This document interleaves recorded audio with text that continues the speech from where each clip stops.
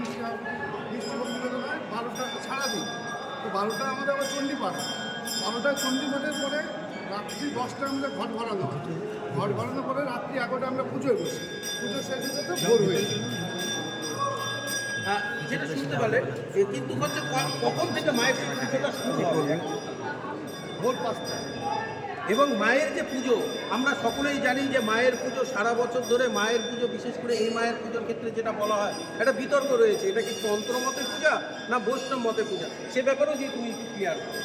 এইটা বৈষ্ণব তন্ত্রমত দুটো মতে পুজো হয়। হ্যাঁ, মায়ের পুজো এটা বৈষ্ণব মত, তন্ত্রমত, অর্থাৎ এক কথায় যেটা বলেছিলাম যে আমাদের মা সবার মা, অর্থাৎ আপনি যে মতাদর্শেরই বিশ্বাসী হন না কেন, আপনি যেভাবে ডাকবেন সেইভাবে এই মাকে পাবেন। দেখুন একটা কথা বলতে গেলে এই মুহূর্তে আমাদের কাছে আমাদের সবচেয়ে বড় মা হলো আমাদের এই মা বল্লা কালী। যে মাকে ডাকতে হলে কোনো বিধি নিষেধ, কোনো আচার নিয়ম, কোনো কিছুর দরকার নেই। অনেকে এটাও ভাবতে পারেন যে আমি কি এখন আমিষে আছি না আমি নিরামিষে আছি। আপনি কি আছেন সেটা বড় কথা নয়, আপনি কোন মন থেকে এই মাকে ডাকছেন সেটাই সবচেয়ে বড় কথা।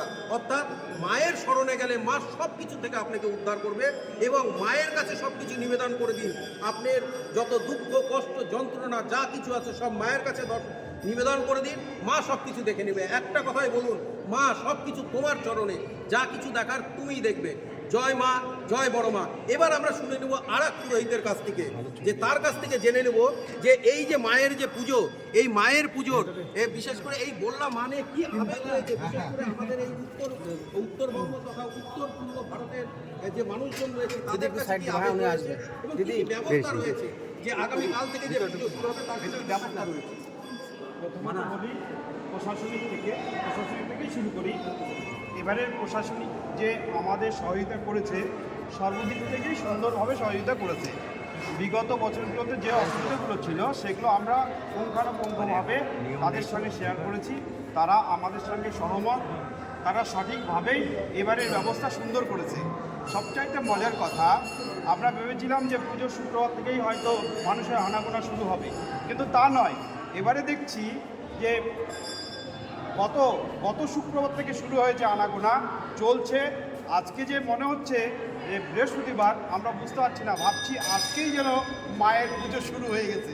এইরকম মানুষের ঢল, আর চারিদিকে চিরাচরিতভাবে যেরকম মেলা বসে সবাই সেই মেলাতে অংশগ্রহণ করেছে। আমার মনে হচ্ছে এবারে মেলাতে দোকানপাটের সংখ্যা অনেক বেশি এবং সুশৃঙ্খলভাবে সুন্দরভাবে আমাদের কমিটির পক্ষ থেকে সুন্দরভাবে দোকানগুলোকে বসানো হয়েছে এবং যাতে মানুষের কোনোরকম ভক্তদের কোনোরকম কষ্ট না হয় সেদিকেও সুন্দরভাবে দেখা হচ্ছে এবং সঠিকভাবেই মেলাটা হবে। আমরা সবাইকে আমন্ত্রণ জানাচ্ছি, সবাই যেন এই মেলাতে অংশগ্রহণ করে। জয় মা বল্লা, আপনাদেরকেও ধন্যবাদ। সবাই সুখে থাক, মেলাতে সবাই মিলে আসুন। আমরা শুনলাম পুরোহিতদের কথা, এবার আসি মন্দির কমিটির কথা।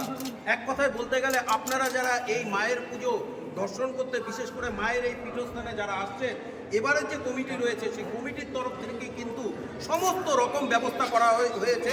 মায়ের প্লাস হচ্ছে মায়ের ভক্তদের যে সেবা, সেই সেবা ক্ষেত্রে কোনোরূপ যেন ত্রুটি না থাকে, সমস্ত রকম ব্যবস্থা রয়েছে। এমনকি প্রশাসনের তরফ থেকেও আপনাকে নির্বিঘ্নে মায়ের দর্শন করাতে সমস্ত রকম ব্যবস্থা নিয়ে রাখা হয়েছে। সত্যি কথা বলতে যেটা বলা যেতেই পারে, এই যে মায়ের এত বড় যে আয়োজন, অর্থাৎ মায়ের যে এত সন্তান, আমরা আপনারা এবং আরো যারা তাদের সকলে যাতে আমরা নির্বিঘ্নে এই পূজা দর্শন করতে পারি, তার জন্য কিন্তু মন্দির কমিটি আপ্রাণ চেষ্টা করে চলে যাচ্ছেন এবং তাদের একটাই গতি, যেন মায়ের সেই কৃপা থেকে কেউ যেন বঞ্চিত আমরা না হই। সকলে ভালো থাকবেন। আমার মা সবার মা, আমার মা আপনার মা, আমার মা পৃথিবীর সকলের মা। জয় মা বল্লা কালী। সবাই ভালো থাকবেন। হয়ে যাবে, ডাক দিয়ে তোমাদের।